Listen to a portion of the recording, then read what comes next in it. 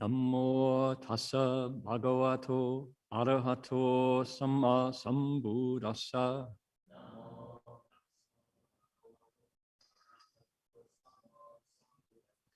Homage to the blessed, noble, and perfectly enlightened one.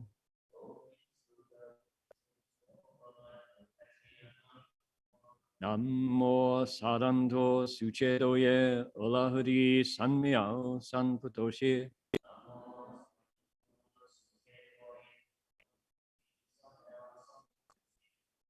Wu shang shen shen wei niao fa, bai qian wan jue nan zao yu. Wo jin jian wan de shou chi, yan jie ru lai zhen shi yi. Supreme and wondrous Dharma, subtle and profound, rarely is encountered, even in billions of eons. But now we see and hear it and accept it reverently. May we truly understand the Buddha's actual meaning. Venerable Master, Dharma friends, welcome to our Sutra lecture. We are here in the Gold Coast of Australia. My name is Hung Shi. Today is Sunday, June the 13th here in Australia. It is Saturday, June 12th in California, 7:30 p.m. And I'm delighted to be here with you today to look into the Flower Garland Sutra, called in Chinese the Dafang Guangfo Huayan Jing, called the Avatamsaka in Sanskrit. We are in a chapter called the 10 Stages chapter, the Shi Di Pin, and we're in the very, very closing moments of this chapter. We've been looking at the 10 Stages chapter for years now, honestly, once a week, and we're nearly done. And today we have a spectacular moment in the career of a Bodhisattva, an awakened being, a Pusa in Chinese, Bodhisattva. Bodhisattva is a Sanskrit word that's been adapted into English, and it's an unselfish human being, a person who took others' well-being as his or her own. And it is a gender-free, it's a gender non-specific position. It's much more important, you could say it's more like an attitude than it is an embodiment, because as other stories of bodhisattvas will tell us, for example, Guanyin Bodhisattva's chapter in the Lotus Sutra, the bodhisattva who's got all of his or her attitudes, her thoughts, her xin, which we've translated as kind of state of mind, when those all line up, the bodies follow. And a bodhisattva at a certain level of development can appear in a variety of forms, but the resolve, that wish to help others, never changes. So how amazing is that, right? The 10 Stages chapter is the heart of the Bodhisattva's development. It's an instruction manual. It's a how-to think, act, speak, respond like a Bodhisattva should. So that's where we are today. That's what we're about. And You'll notice on my screen today is a lotus flower.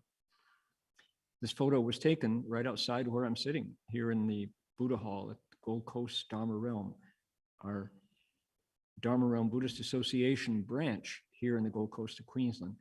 And the lotus flowers play a big part in today's exploration of the sutra. Okay?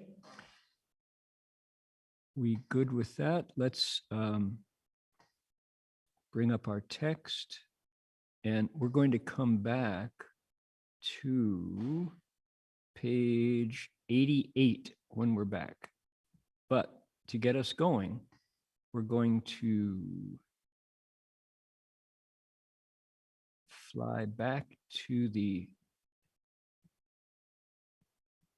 call it the landing page. Is that the cover page of our translation? And what we're going to do is invoke spiritual presence. We're going to make a request. We're going to ask the Buddhas and the Bodhisattvas of the Flower Garland Assembly to draw near, to come to where we're explaining, and invisibly in empty space, to bless everyone, to shed light, and to, as they say, make the big disasters into little ones and make the little disasters go away, right? So this was an experience that I had night after night at Gold Mountain Monastery and City of 10,000 Buddhas when Master Hua, our founder and our teacher and our role model, when he would invoke a Dharma assembly, and you definitely felt like the atmosphere was kind of thicker and richer than before. There was some sort of benevolent presence there. So we who follow Master Hua use the method and employ our faith that when we do our share correctly, the Buddhas and Bodhisattvas certainly won't refuse to draw near. So with that in mind, here we go.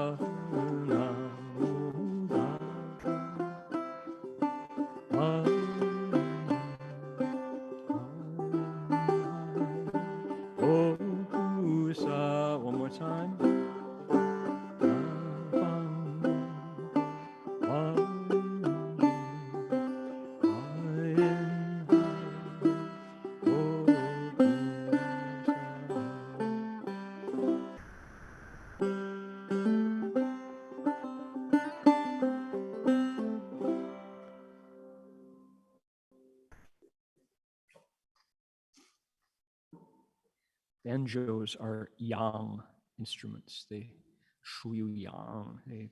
They're sunlight instruments.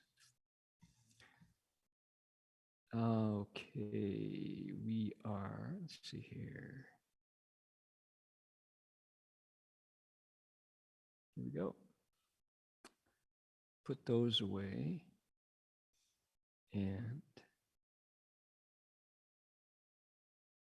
here we go. We're going to start here on page 88 with the third verse, this one right here. And read it first in Chinese, then in English. Pusa, let's see. Now, what we're doing, we need to explain what we're about. we're in the section called the verses, the repetitive verses. In Chinese, it's called 重诵. And in the verses, they repeat the information that was first presented in the prose section, which preceded it. There, it repeats in verse form. It's very terse. It's crystallized into little gems of wisdom that can't be reduced any further. And the sutra says that they're chanted. They're not simply recited. And when you chant, you add a melody.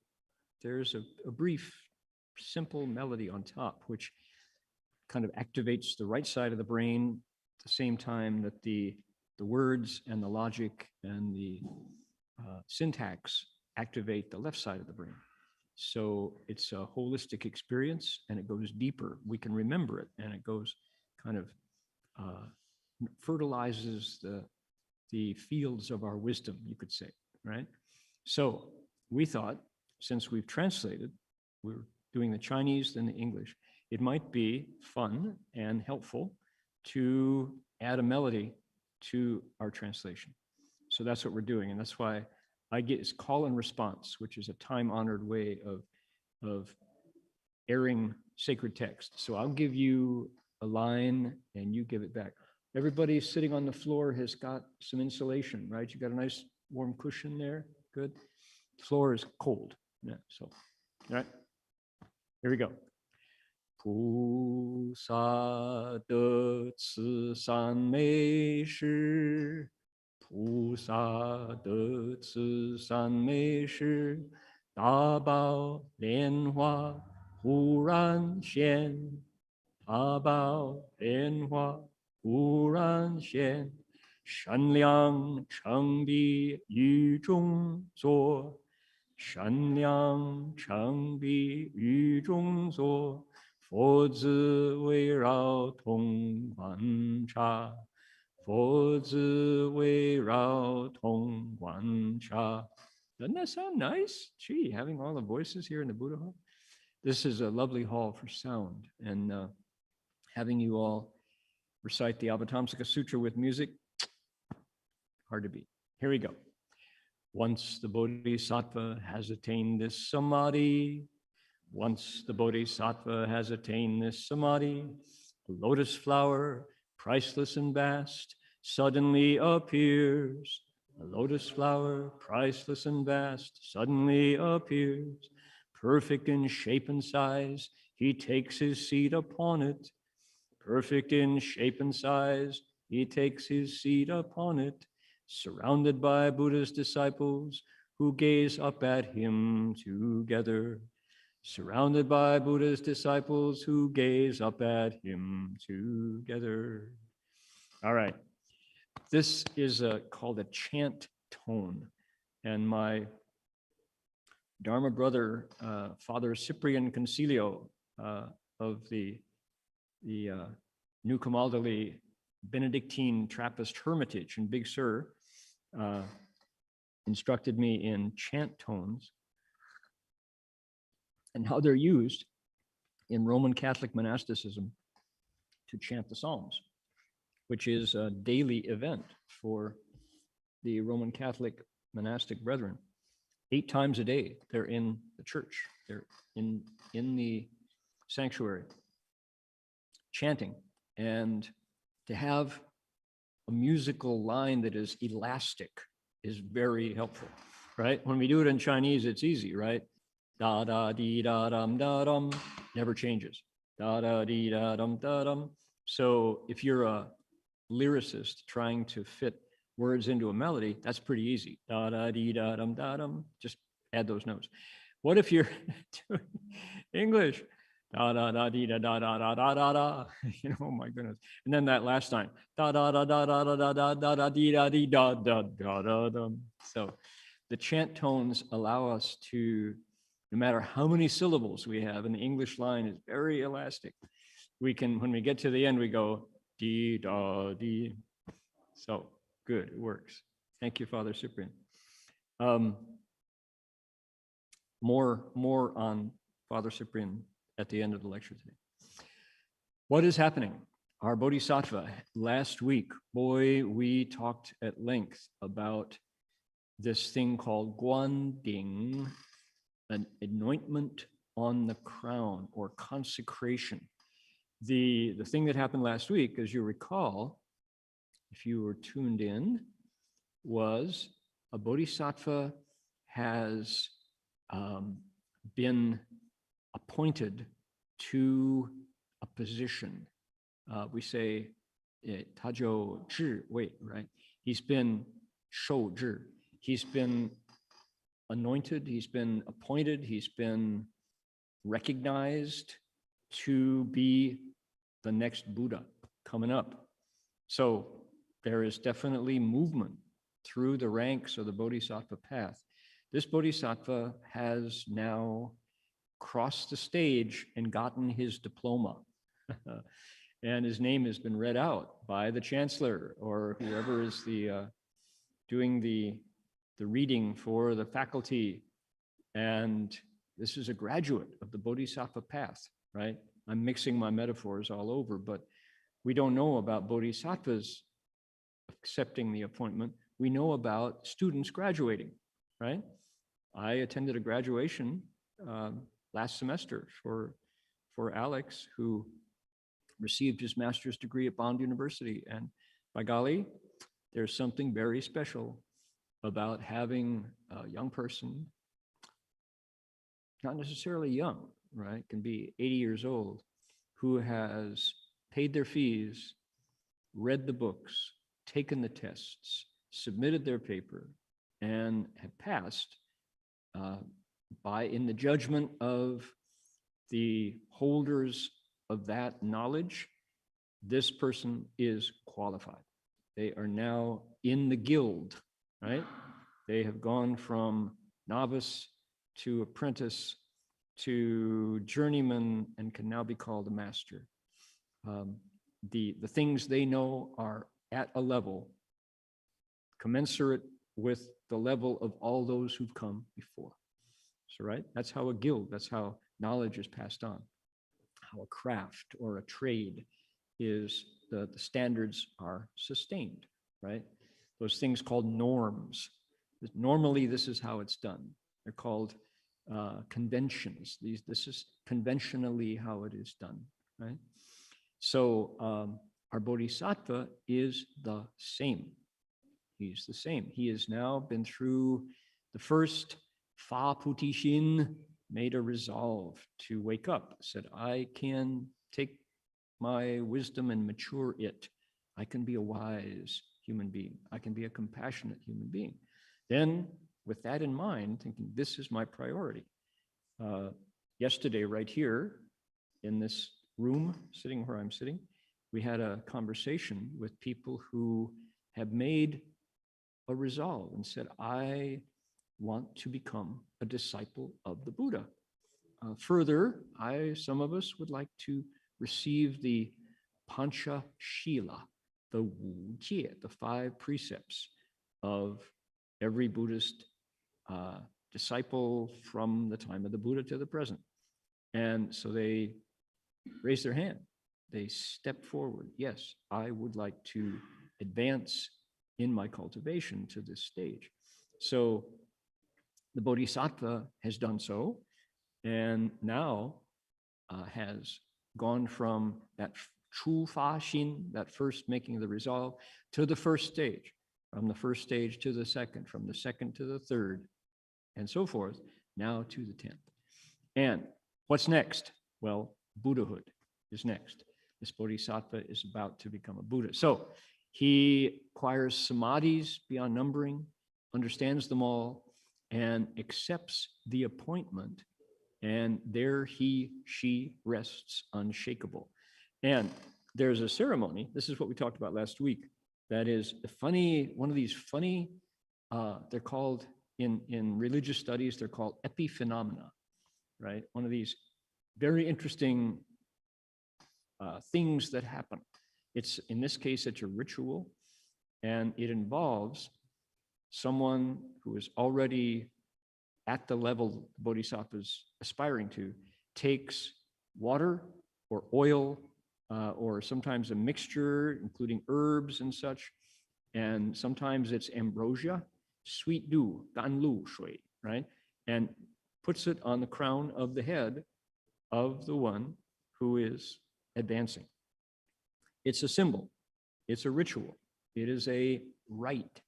It's a rite of passage. The Bodhisattva at this point, when he or she receives that symbolic measure, mark of their qualifications, ascends to the position of Dharma Prince, right? Candidate for Buddhahood. Not yet a Buddha, still a 10th-stage Bodhisattva, but not much different. Okay? So what we talked about, why we say it's so interesting last week, is because, my goodness, we found the Egyptians have done it. In the Middle East, an honored guest is christened on the forehead, just a blessing, right? Roman Catholics have, Ben mentioned, Roman Catholics have a way of, especially on Ash Wednesday, right, of putting ashes here. Same kind of thing, that this part of the head is touched with either oil or water, and it symbolizes this special status, new status. We had pictures of the French emperor getting anointed on the crown by the archbishop or the cardinal. We had a Russian emperor, a Tsar, being christened by what do they call them? The soldiers of the church, by an archbishop in the Eastern Catholic tradition. And all of these, and then finally, there's another, which is, in Buddhism, we talk about stages of gods, right? That's plural, gods, not God the Father, but gods, multiple devas. And there's one of those stages of gods, the one closest to humanity, our Dharma realm of humans, called the four kings of heaven. These are called Chakravartins, wheel turning. Zhuanlun Shengwang, they're Chakravartin sage kings. Sages, kings who turn wheels, okay? All those things. Zhuanlun, wheel turning, Shengwang, sage kings. There they are. They have the names. We here at Gold Coast Dharma Realm have put statues for them at our front gate. One of them holds a banjo. Actually, it's not a banjo. It's that instrument. It could be, that instrument. It could be a pipa. It could be a lute. It could be a guitar. Probably not an electric guitar, but it's a stringed instrument. He is Dhritarashtra, is his name. He Tianwang. He upholds the country. And there are three others. And these four kings, when they go from the level of human or candidate to wheel-turning monarch, they get anointed on the crown of the head. So, man, oh man, here's this symbolic epiphenomena, this interesting fact of spiritual advancement shared throughout human culture. East, west, north, south, ancient, modern. Here's our Bodhisattva, who the water of Buddha's knowledge anoints the crown of his head. All right? Cool, right? I mean, that's very interesting. And here's the Avatamsaka Sutra, including this cultural experience that people go through when they've advanced to a new level. We mentioned at the end of the lecture last week, it may well be, and I'm just tossing this out here, I have zero proof, no evidence of it, can't prove it, can't verify it, hasn't been published in a peer-reviewed journal, but I would propose that in yoga and in meditation, there's an experience that people describe particularly I know it's true in Taoism and I know it's true in Buddhism, where inner circuitry, the same circuits that acupuncturists work with, inner circuitry connects back to front. They say the Ren Mai and the Du Mai, the Ren and the Du meridians, Chinese names for energy circuits in the body, they connect back to front. And people describe the experience of feeling something like sweet dew is moving under the skin in their body. Could it be, here's my proposal, that the external symbolism of Guanding, of anointing the crown, is an attempt to recall, to mark, to point to that inner experience of integration of the body's energy circuits? Don't know. At one point, the word Kundalini, serpent energy, became part of popular culture back in the 60s, the same way casting the I Ching. People don't know about that either. Talk about epiphenomena. When I was in college, those many decades ago, it was a popular thing to have a copy of the Wilhelm Baines translation by the Bollingen Press, complete with Carl Jung's commentary, right? Of the Book of Changes, the I Ching, the Zhou Yi, right? Now that's a little bit out there, a little bit bizarre, but true. If you were hip and into it, chances are you ate a Zen macrobiotic diet, which was brown rice, tamari soy sauce, and goma shio, sesame seeds and salt. You roast the sesame, crush it up, and then mix it with salt.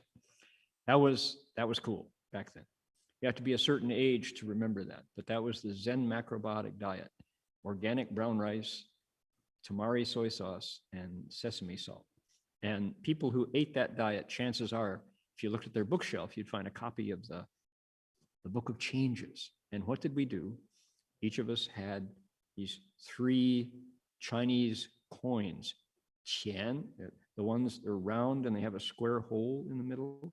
And depending on how old they were, you could get a Ming Dynasty coin or Qing, and you got 3 of them.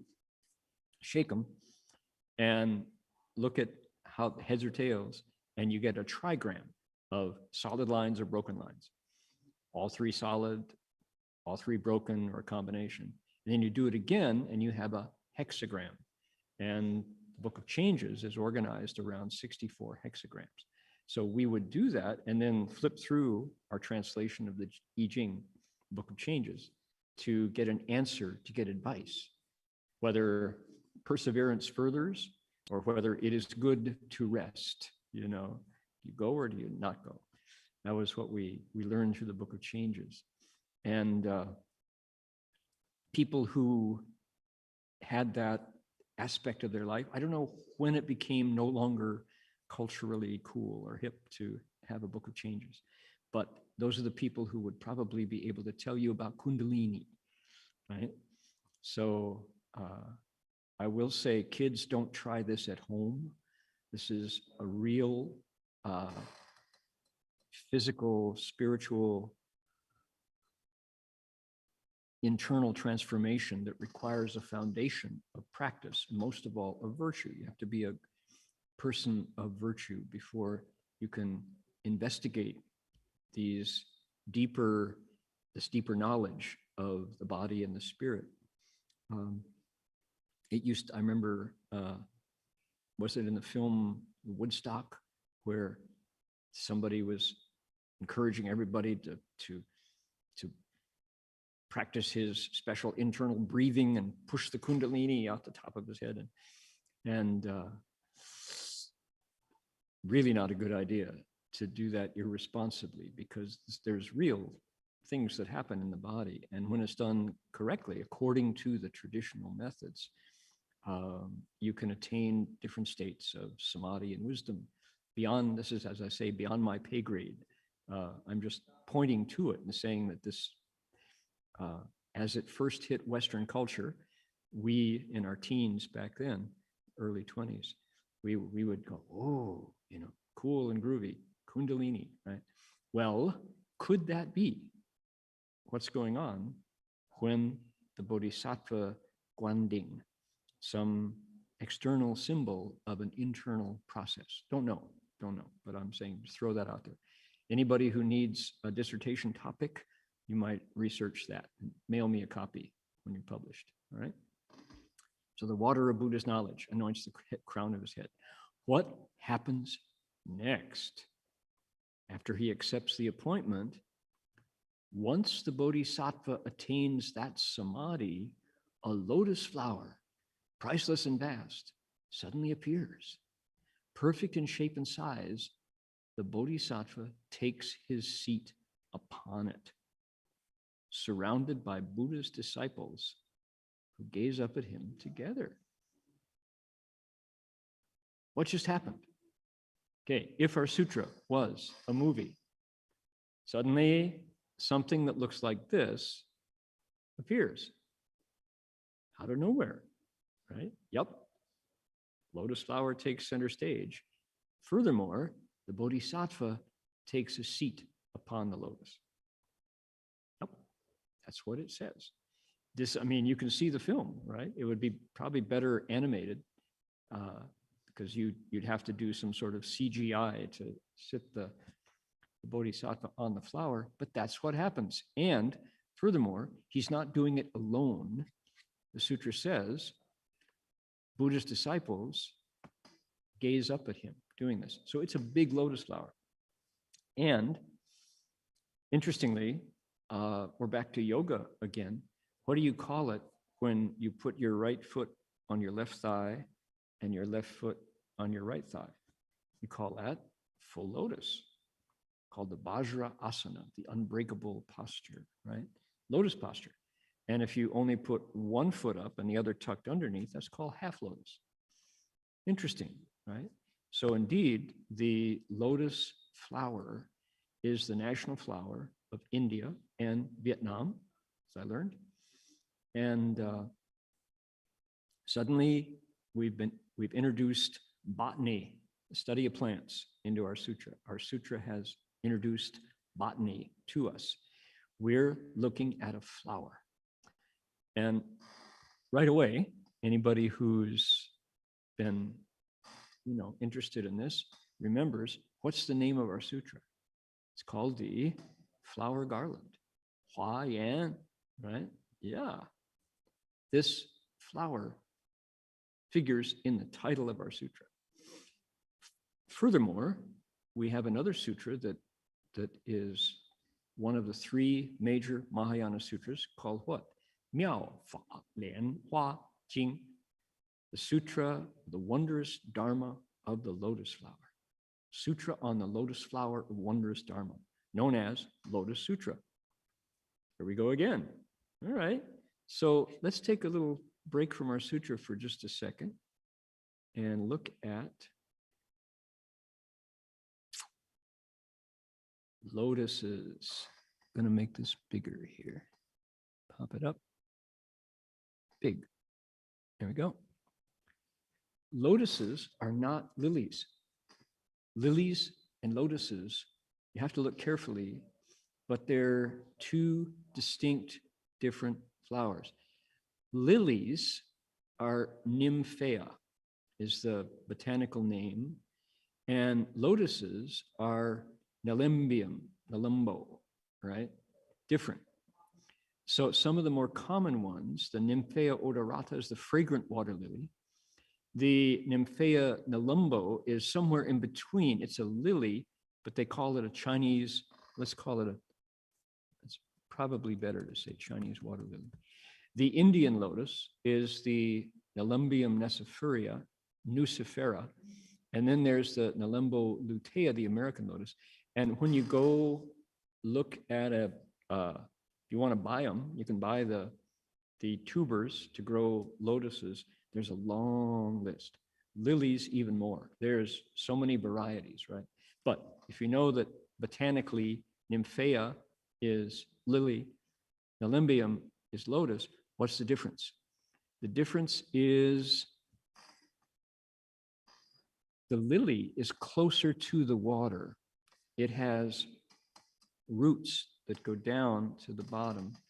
And it's to say it rests exactly on the water, not exactly. It's an inch or two above. And they open during the day and close at sunset. If it rains, they don't open. Interestingly, they're quite lovely. And we have lots of them here, by golly. I'm going to show you one. I'm going to sneeze. Excuse me.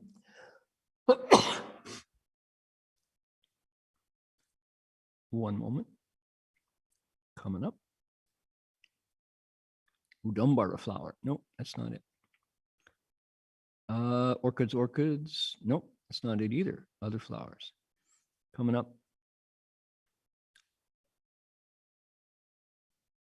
Here we go.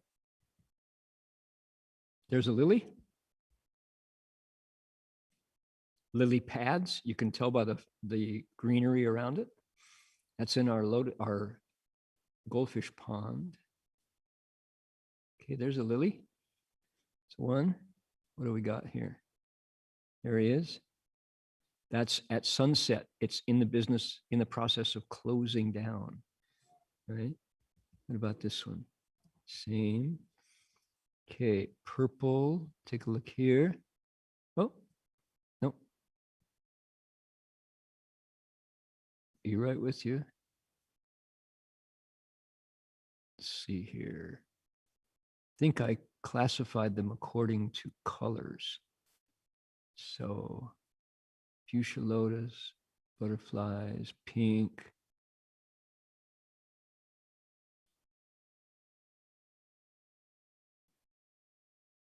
Your patience will be rewarded. Hold on there. Pythons, no. Lotuses, no. Lorries, wallabies. Almost there. Yellow lily. There we are. Okay. Water lily. That's what I was looking for. Sorry for the delay here. Notice how close it is to the water, how it's close to its own leaves. And it has a different shape. That's a lily, right? What is lily in Chinese is 睡莲,睡莲,不是睡觉的莲,睡是在睡. Okay, he's sleeping. Yeah. Okay. Now, here's what I wanted to show you. Listen, wait, before I do that, I'm going to retract. There we go. Lotuses in Buddhism have tremendous symbolism. They appear throughout the sutras. There's a Padma, Botomohua, red, Hongnianhua. There's an Yubolo, the Utpala, the blue. There's a Pundarika, the white, and there's the Kumuda, which is white or red. And the thing that I'll tell, okay, now that I've identified them, I'm going to take you here and share with you some photos of lotuses. These all came from ponds just feet from where I'm sitting. Australia grows beautiful lotuses. And the thing that's different about a lotus from a lily is that it stands tall on its stalk. And the symbolism, one of the reasons why Buddhists like lotuses so much is because, here's that tall stalk, right? It's the roots are down here in the mud, and happy there, deeply rooted in the water of the canal or the pot or the pond or the river. But the flower, the blossom, stands up tall above the water, pure, unsullied. Here you can see this is just a pot of water, and some of the leaves stay on the surface, but the other leaves come up and join the flower.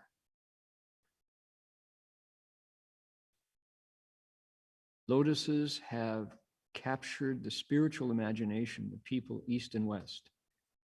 These sutras are, you could say, timeless texts. I mean, we trace them back 2,500 years, but clearly the lotus has been beloved by people from ancient times to the present simply for this phenomena that it rests above the water, pure, while staying rooted right there in that same water. Here's a white, this is a pundarika, right? Bailianhua. And it symbolizes for the Mahayana, it's the symbol of the Mahayana, the Bodhisattva. What does the Bodhisattva do? The Bodhisattva knows enough to save himself from the suffering of rebirth, but he chooses not to leave. He stays with us, with we living beings. Look at this incredibly beautiful flower, right? The bud, opening a little bit more, and fully open, right? The Bodhisattva stays with us to teach us so that we can all leave together. That's why we admire and aspire to be like the Bodhisattva. Here's the fruit, the lotus pod. And I might add, there's another very practical aspect to lotus flowers, which is you can eat them. People harvest them for food, and they have all kinds of miraculous properties. Look at this beauteous array. This is right outside the door where I'm sitting in the Buddha hall here. Here's a blended, look at this lotus. This is white and red together, right? Pink tipped lotus. As I read today, people are investigating the qualities of lotus flowers. Here's an incredibly spectacular lotus. The qualities of lotus flowers to purify water of harmful elements like lead and mercury. Lotuses pull those harmful chemical residues into their flower and do an incredible job of it. So I had no idea that they had that ability. Spectacular. These are all photos that have been through my camera this is one of my favorites here. As I wander through the gardens here at Gold Coast Dharma Realm. So these are lotuses, right? Not lilies, they're different. And you have to look carefully because people, I think, confuse them easily. And they're not exactly the same flower. There we go.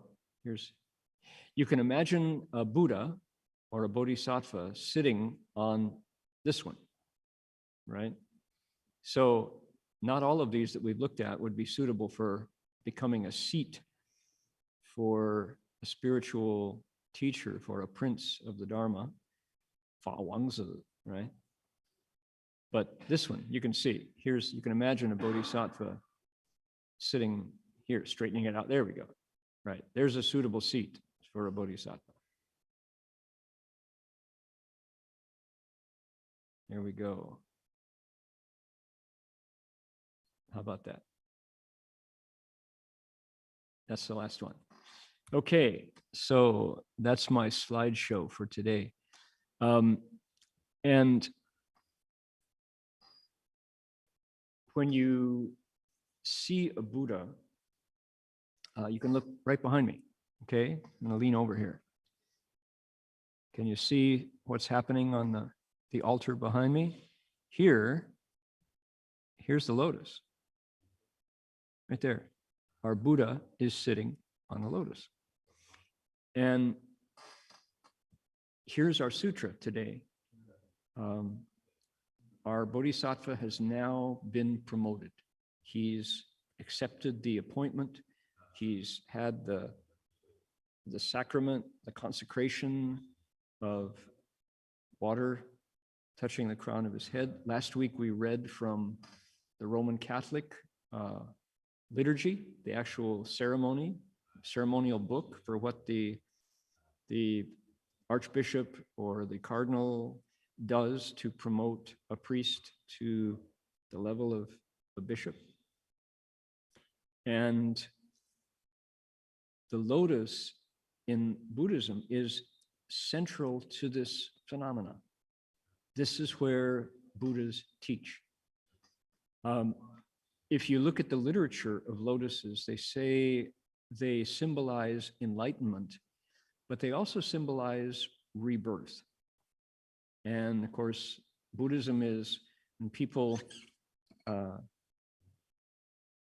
describe Buddhism, one of the things they talk about is, yeah, we do talk about reincarnation. Reincarnation, right? Lunhui in Chinese, the turning wheel. This is so central to the teachings of the Buddha that when we go looking for it in other religions, we find it. We find it, right? The idea that if you're a Christian, when you die, the hope is to be reborn in heaven, right? That's rebirth. You want to sit at the right hand of God, right? Want to join him in heaven. There is likewise an equal aversion to being reborn in hell, right? We don't want to fall into hell. That's rebirth. So, this is interesting. It's not only Buddhism and Hinduism that talks about there's another word for it called metempsychosis. Metempsychosis means rebirth, right? So reincarnation is central to the idea that this life, this breath is not the only one. It's not my first one, is not my last one.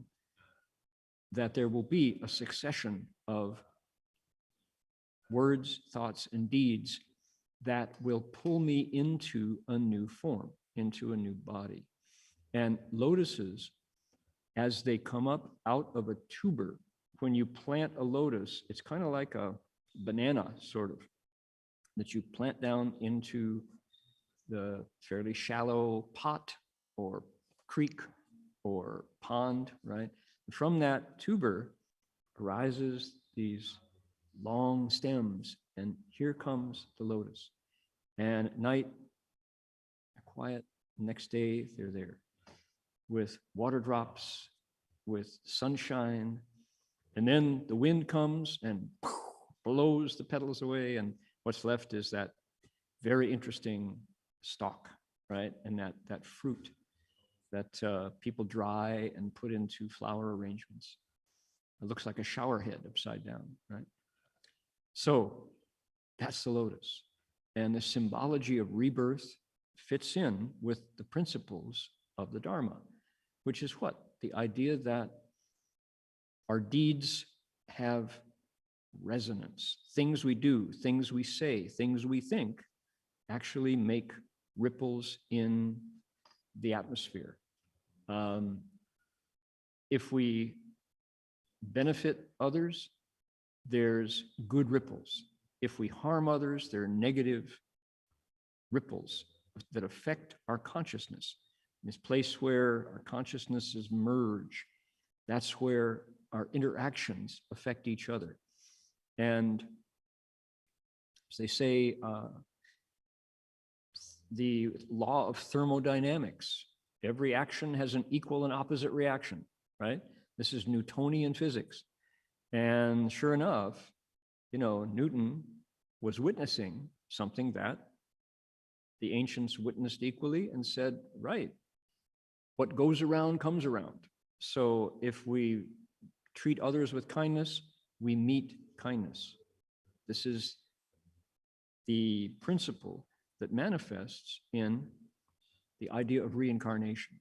And the lotus has been the symbol of this forever. So I'll never forget my first visit to Thailand and my first experience of lotus flowers. We were traveling with Master Shenhua, with Shifu. We landed in Bangkok. And of course, we were pretty quickly engaged in a traffic jam. Bangkok has traffic that is not for the faint of heart, indeed. And we were greeted by a mian bao che, a van, a loaf of bread car, right? Because it's shaped that way. And because we had a big delegation, and it was hot, and the air conditioning didn't work all that well back where I was sitting. And so I was kind of nodding and thinking, gee, Thailand's hot. We landed in the summer.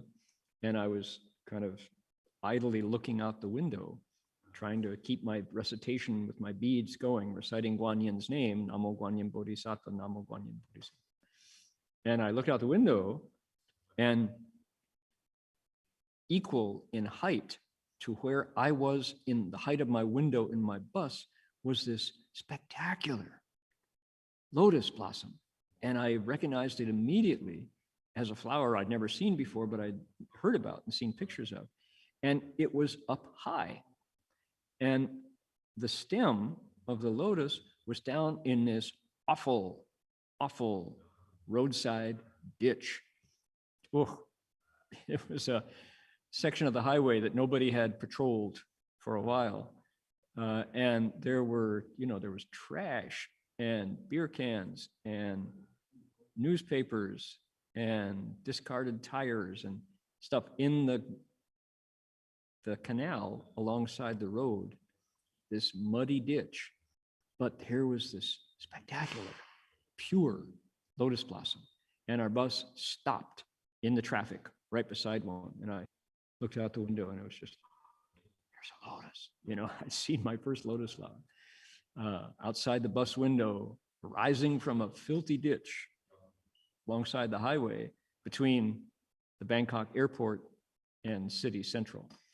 And I'll never forget it, because I was feeling overheated and sweaty and jet lagged and hot, and looking out at this pure, cool, pristine, unsullied lotus flower, I felt better right away.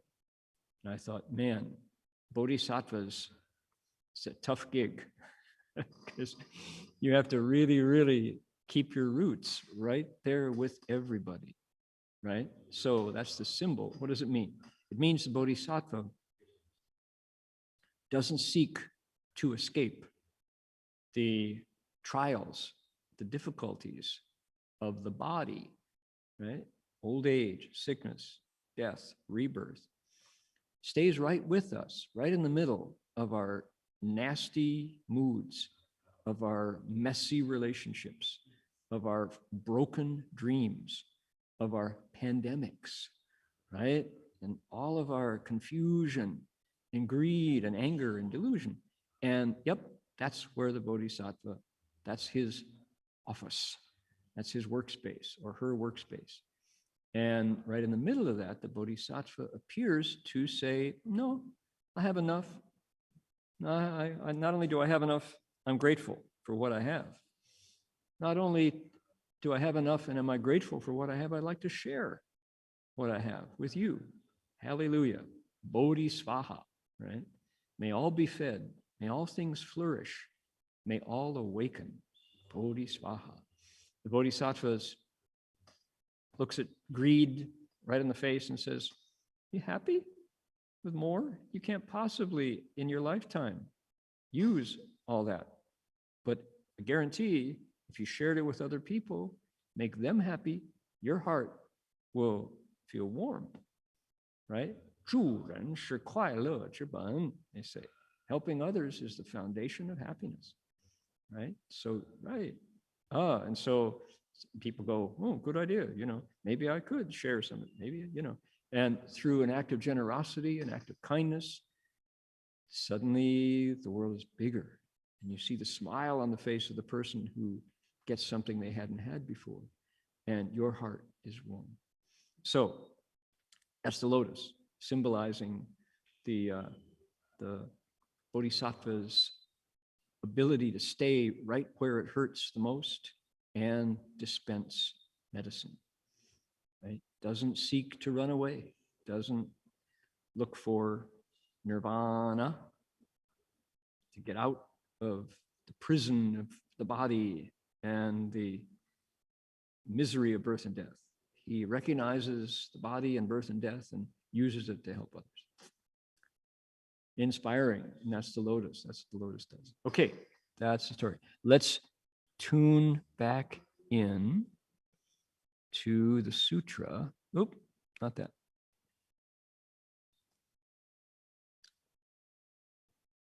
Here it is. Next piece. We're going to go down 1, 2, 3. Okay. Yeah, we'll do 3 more here. Okay, everybody got your tum num num num num, got your pitch pipe? Here we go. 习住空中坐观望，习住空中坐观望，供养佛意从诸如，供养佛意从诸如，即是诸佛悉了知，即是诸佛悉了知，今此佛子等智慧，今此佛子等智慧。Suspended in empty space. Oh, you know what? Oh, you know what I did? I sang the wrong one. I got them out of order. Sorry. Take that back. Cut that. We can digitally erase it. We're going to go back and start over. Sorry, apologies. Ready? One more time. 放大光明百千亿，放大光明百千亿，灭除一切众生苦，灭除一切众生苦，赋予顶上放光明，赋予顶上放光明，普如十方诸佛慧，普如十方诸佛慧。All right, now we're in order. Here we go. He shines forth lights, hundreds of thousands of kotis in number. He shines forth lights, hundreds of thousands of kotis in number, that dispel the sufferings of sentient beings, that dispel the sufferings of sentient beings. Then from the crown of his head comes a radiance. Then from the crown of his head comes a radiance that enters the Buddha's assemblies in the 10 directions. That enters the Buddha's assemblies in the 10 directions. All right. Now, as I mentioned last week, let's see if we can find it. Can we find it? Okay, hold on. We're going here. And then we're going to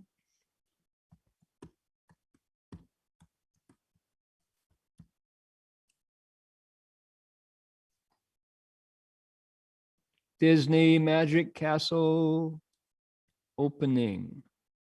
Here we go. Ready?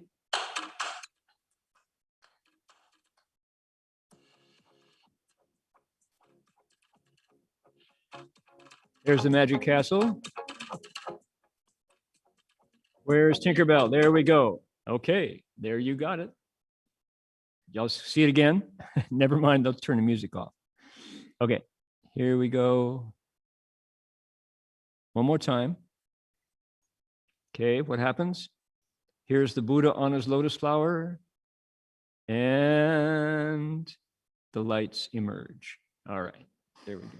Let's take this to the end and see if we got something more spectacular down here. Okay, let's try this. Let's see, what's this? Okay, Magic Castle, Tinkerbell, do your thing. Ooh, it's a storm. Nope. No, we're into ads. Never mind.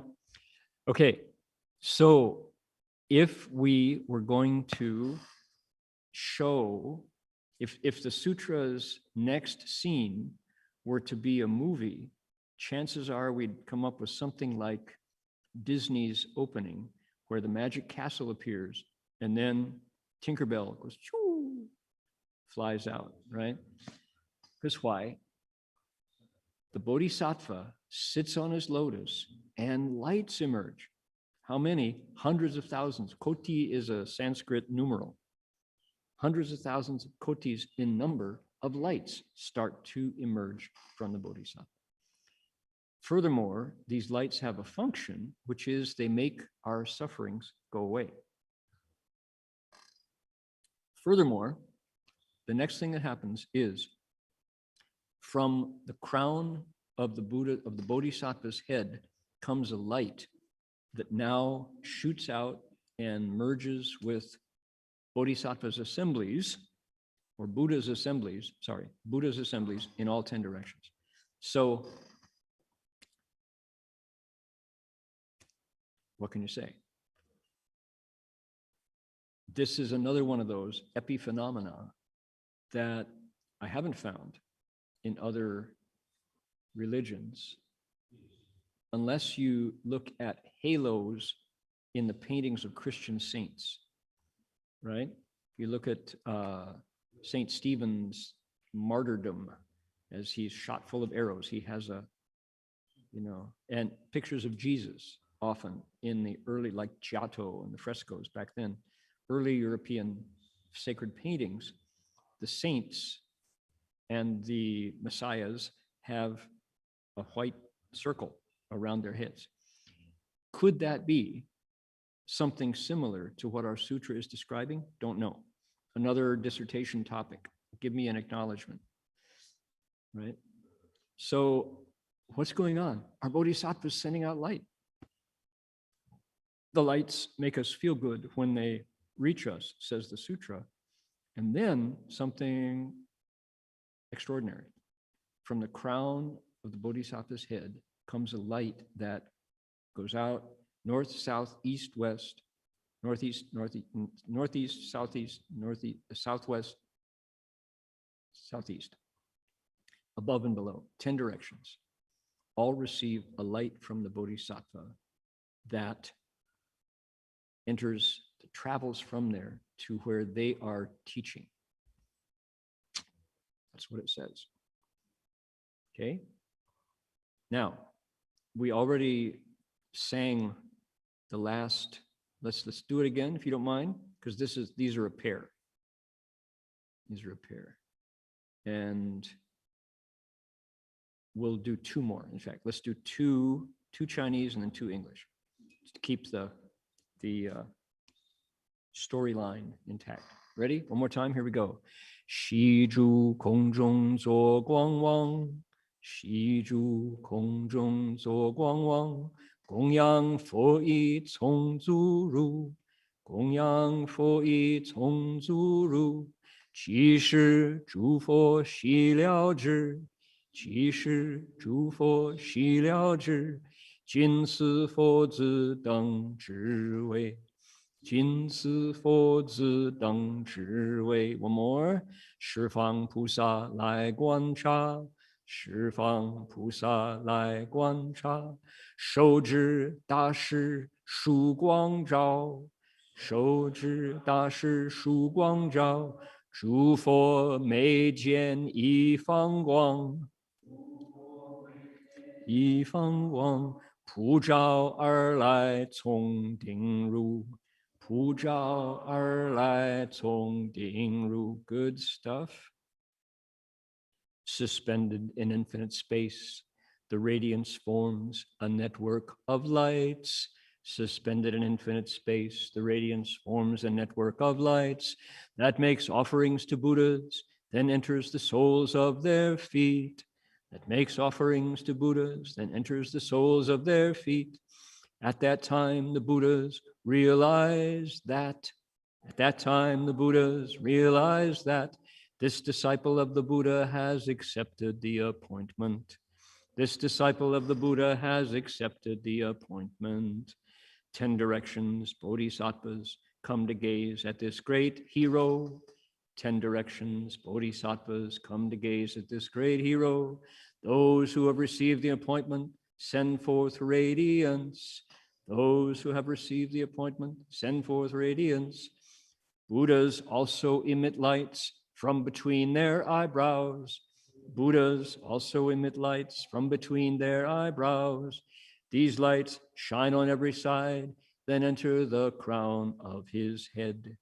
Those lights shine on every side, then enter the crown of his head. Okay, man, oh man, lots of stuff going on. This is not ordinary. This is not your usual sutra passage, right? This is far out. This is out there, right? So, tracing the line back, our Bodhisattva got the anointment of the crown. He accepted his position. He accepted his appointment to the position of Buddha to be. A lotus flower appears. He sits on it, and everybody looks up at him. And then from the Bodhisattva, lights emerge. This is where it gets intense, right? He shines forth many lights. The lights have a function of making the audience feel good. From the crown of his head comes a light that shines in all 10 directions.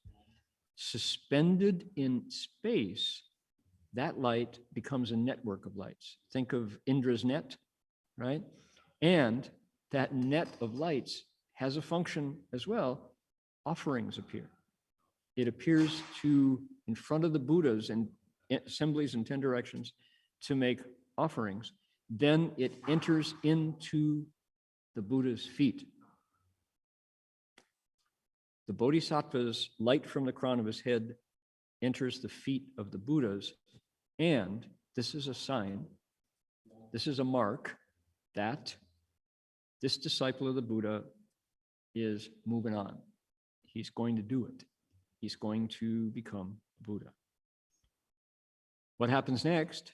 That is a sign, in turn, that bodhisattvas from all directions come to witness this new discernment that the bodhisattva is going to become a Buddha.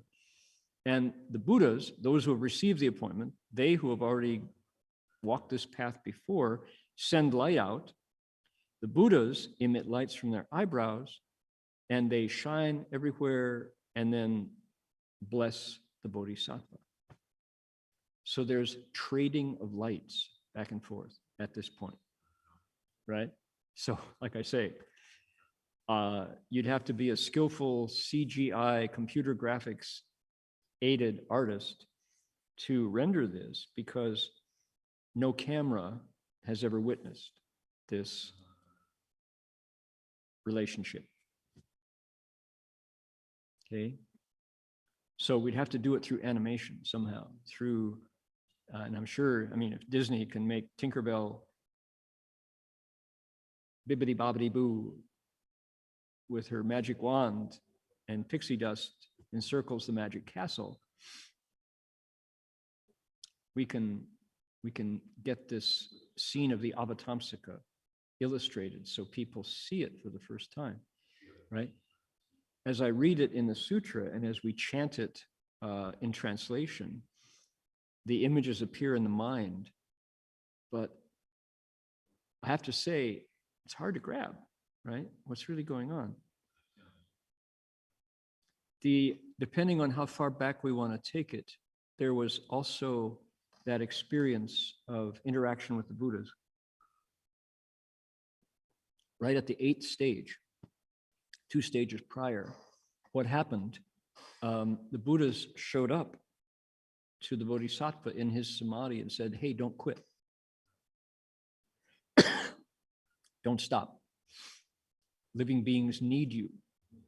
They're still suffering. They're still in misery. And you can help them. You made vows in the past to help living beings. Stand by your vow, right? Stand, don't quit. And so the Bodhisattva, with that exhortation from the Buddhas, right? Numerous Buddhas, not a Buddha, Buddhas, come to him and say, don't stop. Because why? Apparently, according to the text, it's easy to not want to progress from there. It's a real crossroads. It's a challenge because things are different from that place. There doesn't seem to be anywhere to go. You see how all dharmas are neither created nor destroyed. Physics takes a holiday at that point, and it's easy to think up and down has lost all meaning to you. And someone who is not reminded of his or her vows can go, what's the point? What's the point? It's called Wu Sheng Fa Ren, patience when dharmas no longer arise. Somehow reality is in this steady state, and it seems like no reason to move. The Buddhas come and say, push, don't quit.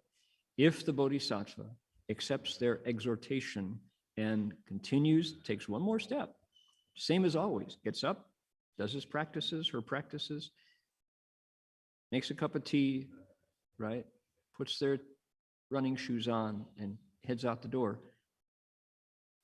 They get to the 8th stage, the 9th stage. They became excellent Dharma masters, Da Fa Shi.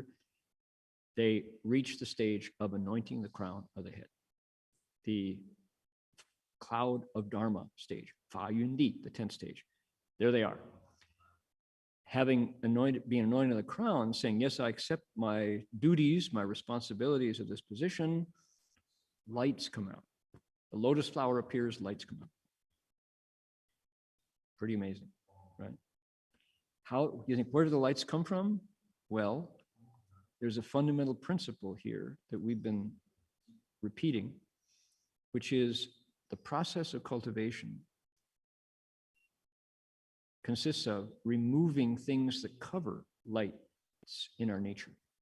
You, me, a dog named Blue, right?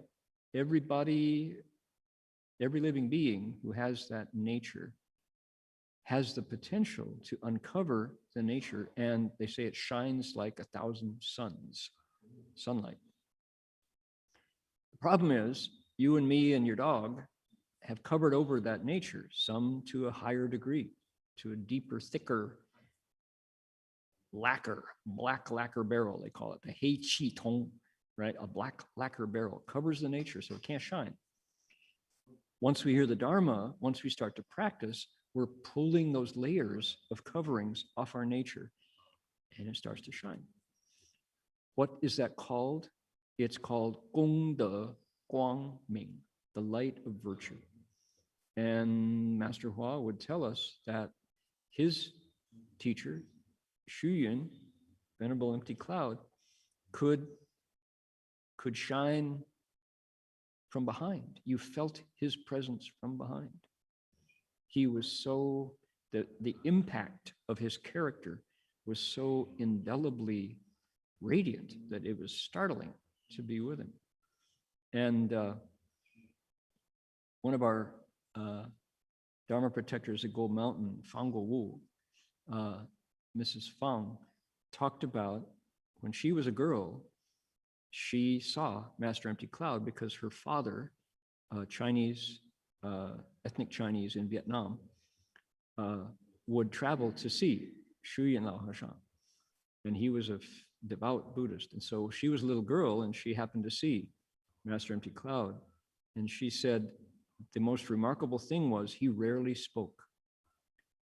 And wherever he appeared, people would flock to him and they would bow to him and kneel in front of him and cry and pick up his hand up and ask to put his hand on their head, like that.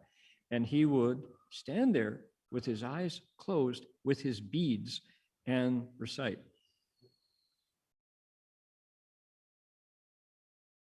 Reciting with his beads, standing there, eyes downcast, not moving, not speaking. And people would bow to him and make their request. And then they would say, "Oh, I see, I understand. That's the most wonderful solution. Oh, thank you, compassionate sir. 法师慈悲, "大和尚慈悲." And they would get answers to their questions simply by being in his presence, right? And he would nod, and just move on down the road. And it was, you assume what was going on was the light of his nature somehow was putting things, was showing them corners of their mind that they had previously covered over with darkness, confusion, doubt, affliction, ignorance, wu ming, right? And the light of his nature just radiated and illuminated parts of their mind. That makes sense to me, right? But to be able to have this developed and focused and refined to a point where others felt it, that's pretty different than my mind, which is, in the morning, maybe I'm just totally clouded over. Maybe I'm seeing a little better, seeing my old habits and avoiding the things that I used to do that messed me up. Maybe not, we're like a cloudy day inside, and Master Empty Cloud was like a bright sunshiny day, like today here in the Gold Coast. I do wish I could bring everybody in the audience here today, because in the winter in the Gold Coast, it's chilly. We're cold here in the mornings, but oh my goodness, it is crystal clear and the air is so fresh. We're not far from the ocean and there's not a lot of pollution here, knock on wood. And I just wish everyone who's experiencing the heat of California or the pollution of a big city or the stress of COVID could join us here and appreciate the brilliant clarity of a southeastern Queensland winter day. Just sublime. Indeed, indeed. All right. So that's our story from the sutra today, by golly. And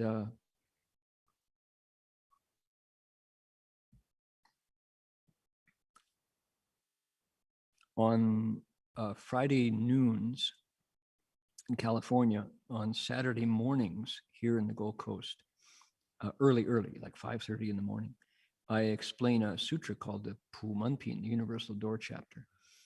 And hey, come on, I want to move this. There we go.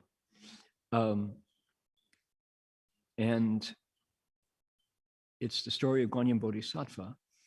And in the process, I pulled out a song that I wrote on the pilgrimage that I took to the city of 10,000 Buddhas, bowing on the highway. And the song was written because Marty, the former Bhikshu Hung Chao, and I were bowing through Half Moon Bay, which is there on the peninsula, across from not too far south of San Francisco.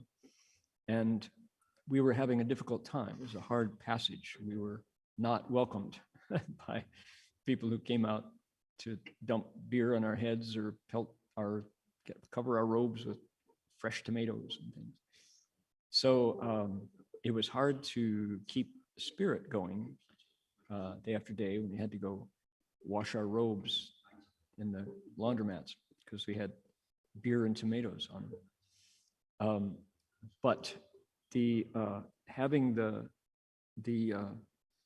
having access to Guanyin Bodhisattva and the Great Compassion mantra helped a lot.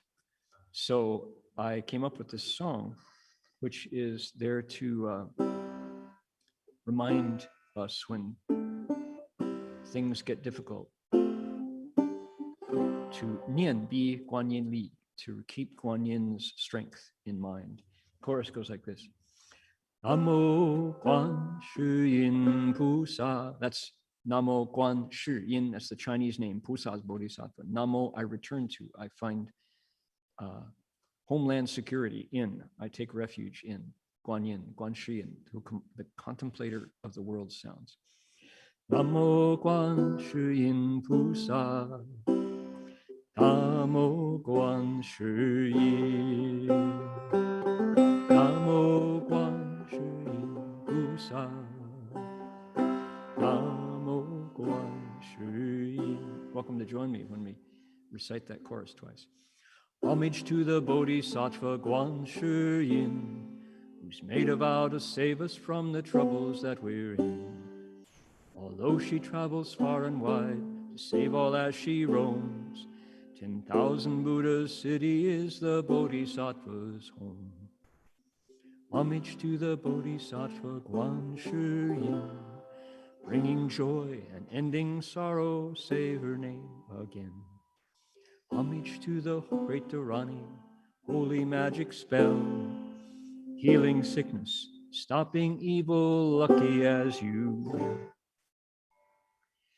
Namo Guanshiyin Pusa. Namo Guanshiyin. Namo Guanshiyin Pusa. Namo Guanshiyin. Computer break. Namo Bodhisattva, who observes the world's sounds. Everywhere your name is heard, happiness abounds. Contemplating freedom, compassionate and kind, saving all from suffering and bringing peace of mind. Namo, great compassion mantra, holy magic spell, power inconceivable for those who hold it well. Miracles more wonderful than words can ever tell. Chant the mantra's ancient sounds and troubles you dispel. Namo Guanshiyin Pusa. Namo Guanshiyin. Namo Guanshiyin Pusa. Namo Guanshiyin.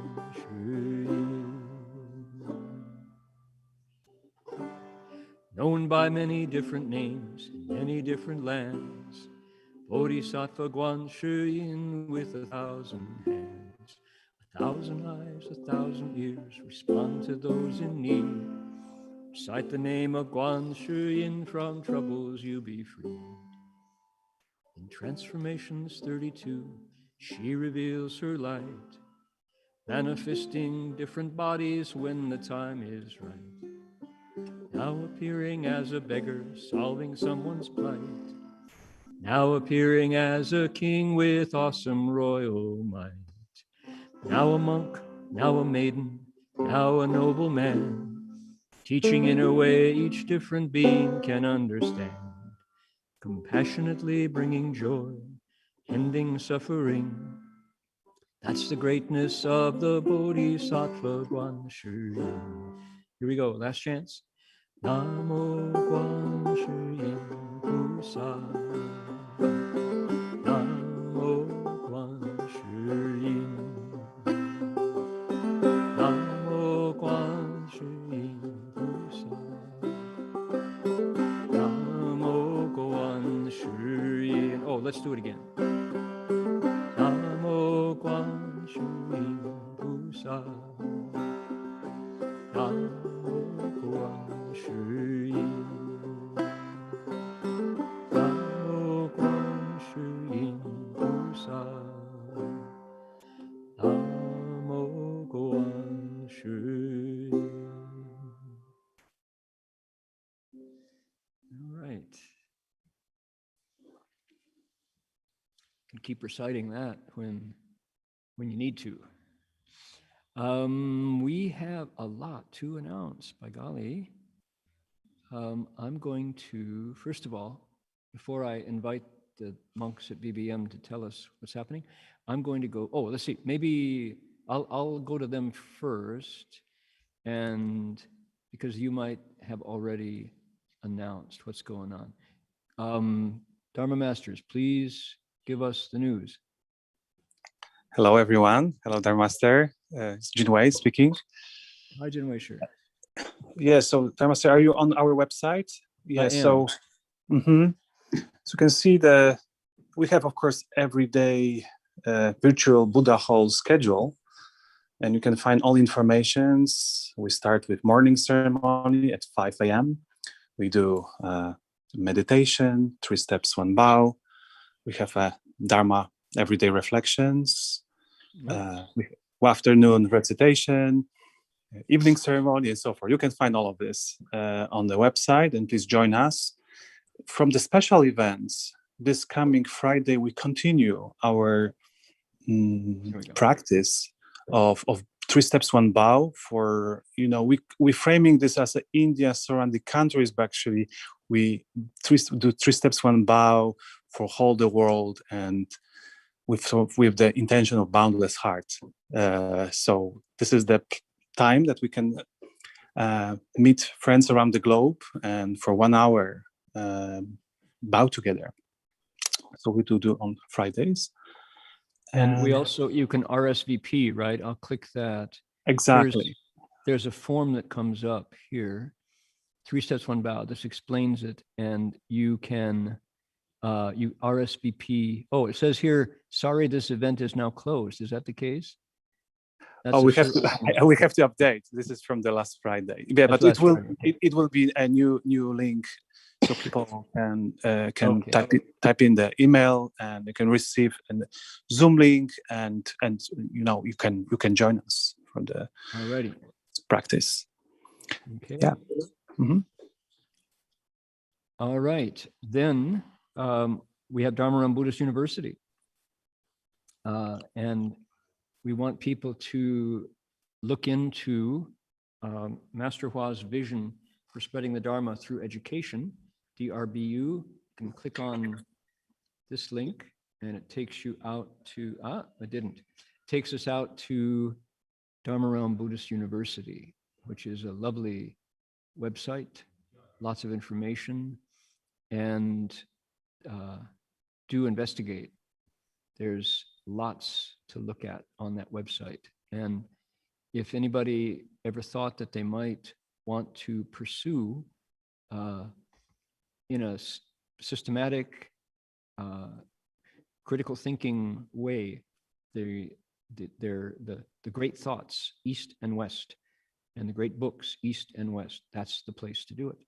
Dharma Buddhist University. Okay. Jin Weisher, did you have more to share? I think we're this is it. Okay. And of course, I didn't mention, Dharma Master, about all the lectures, what we have regularly. You can also look at on Dharma Buddhist University extension. I think you can find also over there, Dharma Master Chur and Doug and others lecturing. And also every Friday at 12:30 and California time, Rabbi Heng Sure gives a lecture, and right now Universal Door Chapter. So this is another place that people can type in. Okay. Great, thank you. We have gone now to Dharma Buddhist Association, DRBA website. It's drba.org, drba.org, right? That's our, maybe Locke can type that in. Let's see here. DRBA, www.drba.org. There it is. Okay, there's 155 YouTube viewers. Good.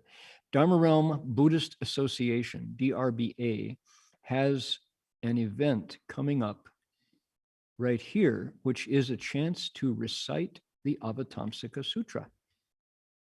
Song Da Fang Guang Bo Hua Yan Jing, right? This is the, tomorrow is the observance of Master Xuanhua's 26th anniversary of his Nirvana. So 26 years ago, Master Hua left in body. And this year, because of COVID and being online, we are going to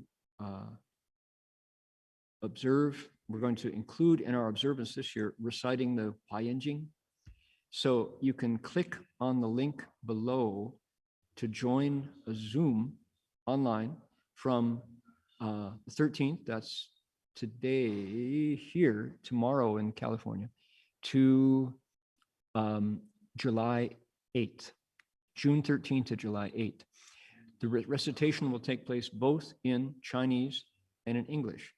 There are schedules here.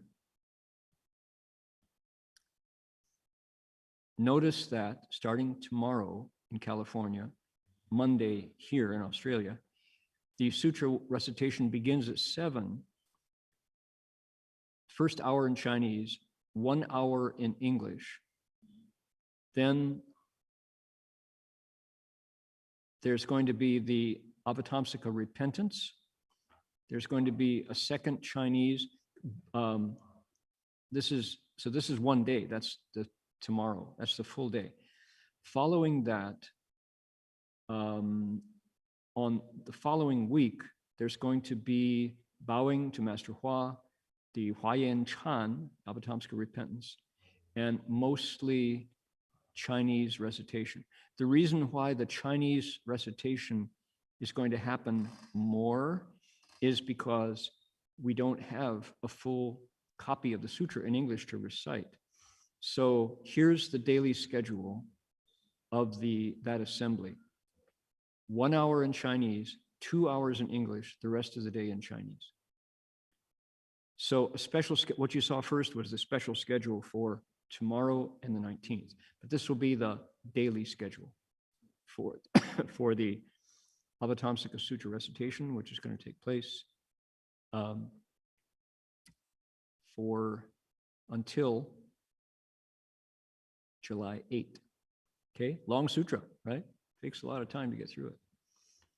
Okay, just to let you know about that, we're excited. This is the first time it's been done online like that, and it should be pretty special. Tomorrow, 12:30 Australian time, 7:30 p.m. California time, I myself, Bhikshu Jin Chuan, Bhikshuni Hengyin, and layman Alex Wong, Pasca Alex Wong, will be giving a 90-minute talk about putting together Master Hua's biography. His story in Manchuria has been told and published. His story in Hong Kong has been told, is published. But from 1961, Master Hua's arrival from Australia to Hong Kong to the US, and then on to 1995, and then the influence to the present has not been told. That story is not, between covers. We are planning a movie. We are planning a book with illustrations that will tell the story of Master Hua in the West. So that's tomorrow. It will be live streamed on YouTube, 12:30 p.m. noon, translated into Vietnamese and delivered live over Zoom in English. Okay, we'll be doing our own translations. So just to let you know about that tomorrow, special event. This is Shifu's 26th observance of his demise, his Nirvana, and it will be the City of 10,000 Buddha's regular Sunday evening lecture. That's what we're doing. But we're sharing it. 4 of us are going to be presenting. What's unique about Jin Chuan and Hengyin Shi, they are both ABCs, American-born Chinese, both with Taiwanese parents, but their cultural background, their education is 100% mainstream American. And they're both younger adults, youngish adults, and while Hengyin Shi met Master Hua, Jin Chuan never did personally, and yet he is fully committed to carrying this line forward. So the stories of Master Hua's life matter a lot. Alex is just left Gold Coast Dharma Realm last week to return to the US, and he is the next generation down who very much is inspired by Master Hua's presentation of the Bodhisattva path, but really needs to hear accurate stories and is hungry for the inspiration those stories provide. So the biography comes there. That's what the biography is about, is carrying on Master Hua's vision and his vows for teaching the Dharma in the West and in the world, and then on to the East, back to China and India. So that's what we're about. Tomorrow, 12:30, Monday in Australia. Tomorrow, Saturday night, 7:30, Sunday night, 7:30 in California. All righty. Isn't that a pretty flower? I'm so happy that Australia grows these magnificent lotus flowers. Let us now chant together, if you don't mind, Medicine, Buddha, mantra. There it is right there. Please join me in reciting Yao Shi Guan Ding Zhen Yan, Medicine Buddha's mantra for anointing the crown of the head.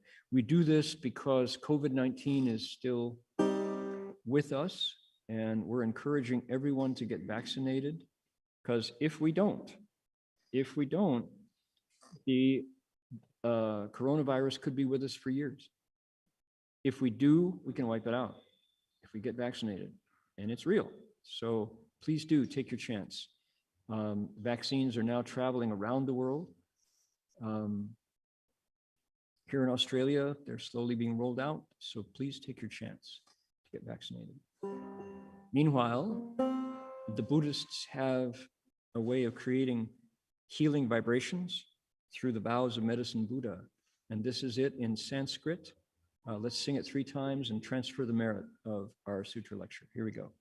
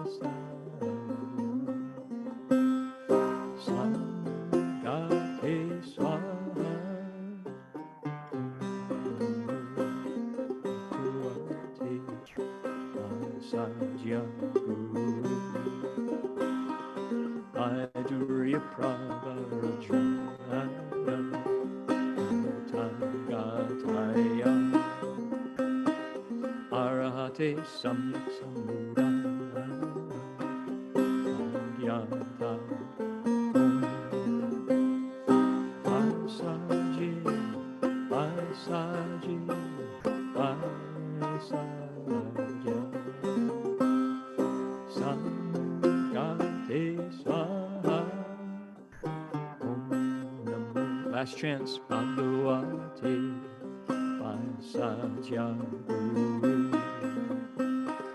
Vaidurya Pravarajaya Tathagataya Arahate Samyak Sambuddhaya Ayata Vasaji Vasaji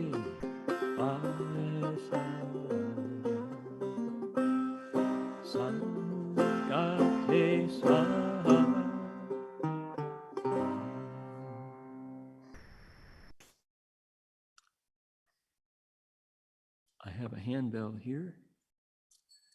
Ring it 3 times, and we can bow to the Buddhas and bow 3 times to Master Hua.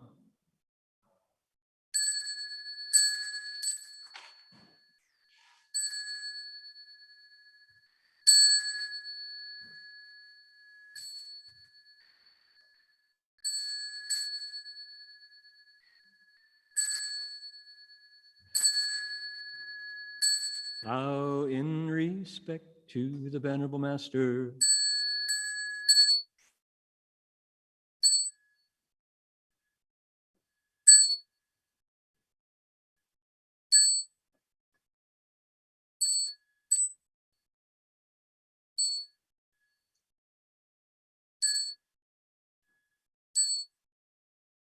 Thanks for joining, folks. Please encourage your family to get that vaccine shot. See you next week.